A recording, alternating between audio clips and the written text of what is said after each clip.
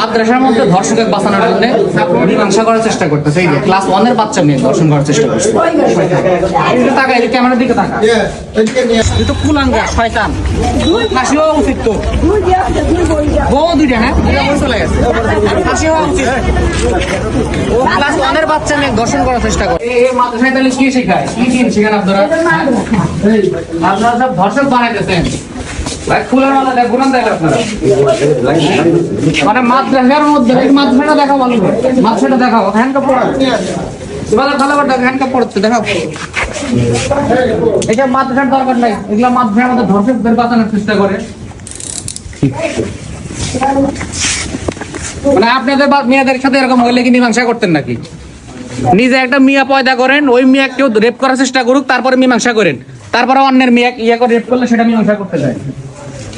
এগুলো কি মানে ভাই আপনারা মানুষ হয়েছেন কেন? মানে হাত পাতে বড় হয়েছে কি শিখতেছেন তাই? আপনাদের মেয়ের সাথে এগুলো হলে কি এরকম করতেন?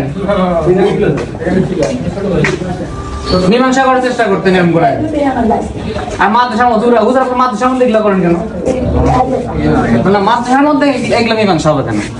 না ইসলামে কি বলছে? ইসলামের শাস্তি কি ভাই? আমি কথা ইসলামের শাস্তি কি, ধর্ষকের শাস্তি কি ইসলাম? সেটা তো আইন দেবে। আমাকে বলছে যে আমরা তাহলে মাদ্রাসার মধ্যে ধর্ষকের বাঁচানোর জন্য আপনারা বিচার করছেন। আমরা তো এটা পক্ষ নাই। গাড়ি আরো পুলিশ আসছে না, আমি সাইড নিয়ে মীমাংসা করব, দামাসাবা দিব। এটা কাছে থেকে শুনুন। আমি আইসি আর কলম নিয়ে আসি, আমারই নাতি। আপনার নাতি? হ্যাঁ আমার নাতি। আমরা এটা কেস করছি। আপনি শাস্তি চান তো? হ্যাঁ দর্শকের শাস্তি চান? এটা কোনো কথা? শাস্তি চাই। ঠিক আছে। আমি দাদি। আপনি মেয়ের দাদি, আপনি এটা শাস্তি চান? হ্যাঁ শাস্তি চাই। তাহলে এই মাদ্রাসার মধ্যে মীমাংসা করার জন্য বসাইছে না? না আমি বসাই নাই। ওই জোর করে আপনাদের নিয়ে আসছে? জোর করে বসাই যাইছে। মেয়ের দাদি আমি আর বাপ মাও আছি। জোর করে বসাইছে? হ্যাঁ জোর করে বসাই। আপনি কি হন? নানি নানি হন? বলেন, আপনি বলেন। ভিতরে বসে আপনি তো বিচার চান? হ্যাঁ বিচার চাই। যুবযুক্ত বিচার চাই। আমি বেডিং দেখাই। আমি নিয়ে গেলাম। ব্লাড আসতেছে না?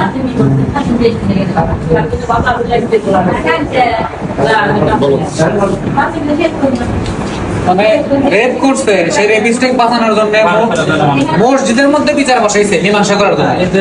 মানে আমরা যে পুলিশে উঠাই নিয়ে এসেছে, মেয়ের বাবা মাথায় মারাই যে মাথা ফাটাই দিছে, নাক ফাটাই দিছে, হাত ফাটাই দিছে। আরেকজন যে আছে, দেশে কোনো আইন শৃঙ্খলা নেই, আরেকজনের হাত ফাটাই দিছে, চোখে আঘাত লাগছে। একদম দর্শকের বাঁচানোর জন্য কত মানুষের কত চেষ্টা। মেয়ের বাবার হচ্ছে মাথা ফাটাই দিছে।